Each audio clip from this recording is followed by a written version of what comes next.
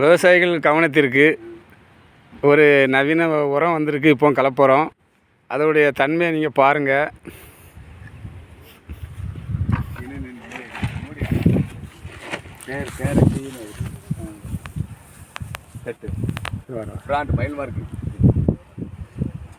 இந்த mark company வந்து வேப்ப முன்னா கலந்துலாம் சொல்லியிருக்காங்க.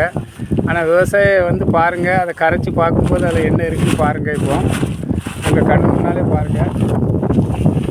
1 கிலோ தட்டுங்கண்ணே.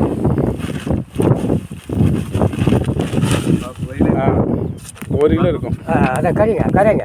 இதை கரைச்சி பாருங்கள். அதை கரைச்சி அப்படியே தண்ணியில் அவங்க முன்னாலே காமிங்க. எடுத்து தள்ளி போங்க. அங்கே எடு.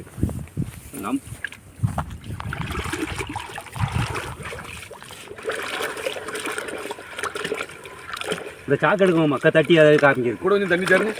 அப்போ அது நல்ல அந்த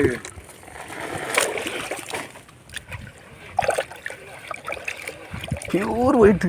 கடற்கரை மண். என்ன மூடைக்கு 200-300 இதில் லாபப்படும். 400 கொடுப்போம். 650 எடு. எடுத்துகிட்டு தான் இருக்கேன்.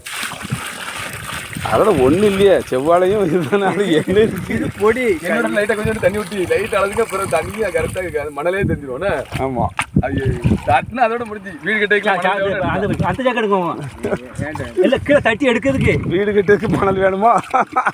மயில் மார்க் காங்கிரீட்டுக்கு நவீன முறையில் காங்கிரீட் இங்கே தள்ளி இங்கே மரம்.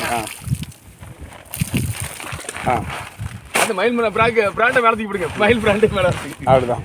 மயில் மார்க் பிராண்டை பாருங்கள் ஐயா. விவசாயிகளை பாருங்கள், ஏமாந்துடாதுங்க. ஏற்கனவே செயின் அடவலும் வச்சிருப்பிய. இங்கே பாருங்கள், இதான் பாருங்கள். கடல் மண்.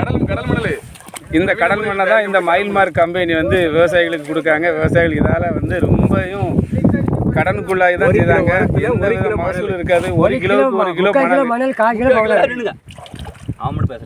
ஆமாம், அதனால் விழிப்புணர்வோடு இருங்க. நல்ல பிராண்டை வாங்க, விவசாயத்தை பாருங்கள். சரி.